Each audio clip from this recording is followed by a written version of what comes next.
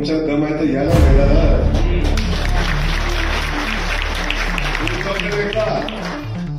सगळ्याकडे जमलं. इकडं सुरुवात केली ना, असा गोल राऊंड आलाय, सगळ्याकडे जमलं. पण हे काय थांबलं नाही, कारण नावाचं नेतृत्व करत आहे. आणि मी भारतीय जनता पक्षाचा एक सामान्य कार्यकर्ता, ज्याला इतिहास नाही, भूगोल नाही, ज्याच्या पाठीमागं बघितलं तर वडील शेतकरी, एक रेशनिंग दुकानदार, आणि एका रेशनिंग दुकानदाराचा पोरगा, एका शेतकऱ्याचा मुलगा, ज्याला शेतकऱ्याचं दुःख माहिती आहे, माई माऊलीचं दुःख माहिती आहे, इथल्या अडचणी माहिती आहे. एक दिवस 2 दिवस शेताला लाईट नसली, वीज बंद पडली, डीपी झाला तर शेतकऱ्याच्या वेदना माहिती आहे. जेवढा माणूस स्वतःच्या मुलावर प्रेम करतो तेवढाच तो आपल्या शेतातल्या पिकावर प्रेम करणारा आमचा शेतकरी आहे. त्या शेतकऱ्याची दुःख मला माहिती आहे. आमच्या माऊली या ठिकाणी बसलेल्या आहेत, त्यांचं पाण्याबद्दलचं अडचण, त्यांच्या प्रश्नाबद्दलची अडचण, या सगळ्या गोष्टीची जाणीव असणारा कार्यकर्ता म्हणून जयकुमार गोरे तुमच्या पुढे उभा आहे. सोन्याचा चमचा कधी मला मिळालाच नाही, पण पायात घालायला चप्पल वयाच्या 16व्या वर्षापर्यंत मिळाली नव्हती. या परिस्थितीतनं इथंपर्यंत आलोय. आणि संघर्ष करून उभा राहिलेला जयकुमार आपण सगळ्यांनी बघितलाय.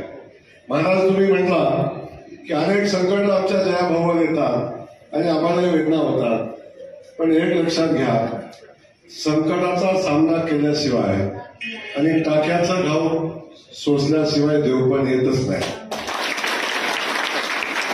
हा जयकुमार अनेक संकटाचा सामना करून तयार झालेला आहे. त्यामुळे सोन्याचा चमचा तोंडात घेऊन आलेल्या लोकांनी कितीही प्रयत्न केले, कितीही अडचणी निर्माण केल्या, तरी सुद्धा जयकुमार गोरे थांबणार नाही. कारण माझ्या मागं माई माऊलींचा आशीर्वाद आहे, माझ्या मागं जनतेचा आशीर्वाद आहे, माझ्या मागं देवाभाऊचा आशीर्वाद आहे, माझ्या मागं माझी भारतीय जनता पक्षाचा ताकद आहे. ही गोष्ट सहज होणार. हे काय, जेव्हा कुस्तीतला पैलवान आपल्याला कसाच ऐकत नाही, जेव्हा मैदानात येऊन आपण त्याच्याशी लढाईच करू शकत नाही, मग तेव्हा कुठेतरी डोळ्यात माती टाकायचा प्रयत्न करतं, पण कुठं चावायचा प्रयत्न करतात, कोणत्याचा प्रयत्न करतात, आणि अगदीच काय जमलं नाही आणि गडी म्हणून सांगतात. मग आमच्या मायमाऊलीला मध्ये घालून अडचण निर्माण करायचा प्रयत्न करतात. आणि तुमच्या दम आहे तर याला मैदानात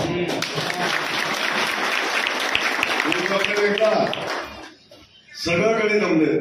इकडं सुरुवात केली ना, असा गोल राऊंड आलाय, सगळ्याकडे जमलं. पण हे काय थांबलं नाही, कारण हे या मातीतलं आहे. याला मातीचं सुख दुःख, लोकांचं सुख दुःख माहिती आहे. आणि आज छत्रपती शिवाजी महाराजांचा मावळा आहे. लक्षात ठेवा, सहज हात मारणार नाही आणि सहज थांबणार नाही. बिलकुल चिंता करू नका आणि माझी काळजी करू नका. मला तुमची काळजी वाटते, मला काळजी तुमची आहे. ज्या जबाबदारीनं मला माझ्या पक्षानं, माझ्या नेतृत्वानं या राज्याचा मंत्री म्हणून काम करायची संधी दिलेली आहे, त्या जबाबदारीचं ओझं माझ्यावर आहे. जी जबाबदारी सोलापूर जिल्ह्याची, पंढरीच्या नगरीची जबाबदारी, सिद्धेश्वराच्या नगरीची जबाबदारी माझ्यावर टाकली, ती जबाबदारी पेलण्याची जबाबदारी माझ्यावर आहे. आणि म्हणून आपल्याला सांगतो की जी जबाबदारी माझ्यावर आहे ती जबाबदारी इमानदारीने पार पाडणार. आणि जे उद्दिष्ट ठेवून, ज्या कारणासाठी माझ्या पक्षानं मला या ठिकाणी पालकमंत्री म्हणून पाठवलेलं आहे, ते उद्दिष्ट पूर्ण केल्याशिवाय जयकुमार शेवटी पक्षाचा माझ्यावर विश्वास आहे, पक्षानं जबाबदारी दिलेली आहे. तेव्हा मी तुम्हाला, महाराज, तुम्हाला सगळ्या नेते मंडळाला सांगतो, बिलकुल चिंता करायची नाही. पालकमंत्री आहे, ग्रामविकास मंत्री आहे, एवढा मोठा नेता आहे, 4 वेळा आमदार झालाय. मी त्याला फ्यूज बसवाय कशी सांगू? अजिबात नाही. फ्यूज बसवायची असली तरी मी तयार आहे, एखाद्याची फ्यूज काढायची असली तरी मी तयार आहे.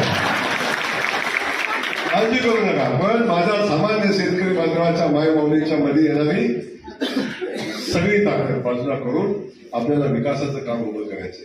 मी कोणाची जिरवायला आलो नाही, मी सामान्य माणसाची सेवा करायला आलोय.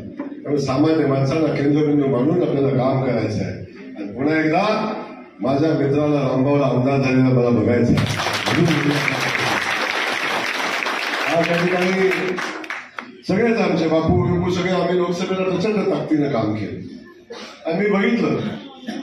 मला कधीच फरक वाटला नाही. माझ्या तालुक्यातून माझ्या मतदारसंघातून माळशिरसमध्ये कधी फरक वाटला. जेवढं प्रेम माणसं ही माझ्यावर करतात मान गटावची त्याच्यापेक्षा जास्तीचं प्रेम हे लोक करतात.